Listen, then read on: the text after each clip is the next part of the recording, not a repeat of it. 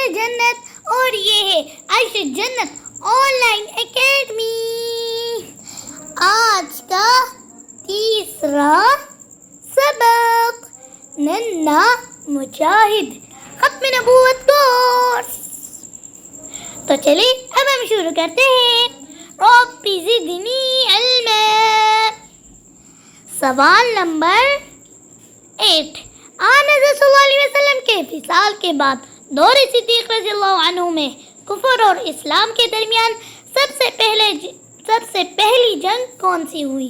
جواب جنگ یمامہ۔ سوال نمبر 9۔ جنگ یمامہ آن حضرت صلی اللہ علیہ وسلم کے وصال کے کتنے عرصے بعد ہوئی؟ جواب تقریباً 5 ماہ بعد۔ جواب نمبر 10۔ مسیلمہ کذاب کو کذاب کیوں کہا جاتا ہے جبکہ اس کا مکمل نام مسیلمہ بن ثمامہ تھا؟ جواب مسیلمہ کذاب نے اپنے آپ کو مسیلمہ رسول اللہ لکھا تھا، نعوذ باللہ، اور حضور صلی اللہ علیہ وسلم کو خطاب کیا تھا، جس کے جواب میں حضور صلی اللہ علیہ وسلم نے اسے مسیلمہ کذاب لکھا۔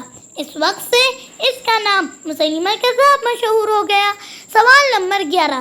لوگوں کو اپنی جھوٹی نبوت پر جمع کرنے کے لیے مسیلمہ کذاب نے کیا اقدامات کیے؟ جواب نمبر 1، شراب اور مزید حرام چیزوں کو حلال کر دیا۔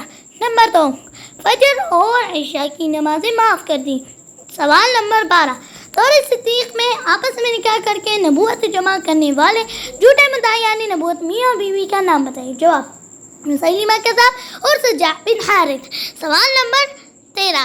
اس عظیم صحابی عاشق رسول صلی اللہ علیہ وسلم کا نام بتائیں جنہوں نے سب سے پہلے ختم نبوت کے لیے تحفظ کے لیے شہادت کی جام پائی۔ حضرت زید بن حارثہ۔ بتائیے کس عاشق رسول کو مدعیت نبوت کو اسود عنسی نے آگ کے جلتے الاؤ میں پھینک دیا مگر آپ ناموس رسالت کی حفاظت کے لیے محفوظ کی برکت سے محفوظ رہے؟ جواب حضرت ابو مسلم خولانی رضی اللہ عنہ۔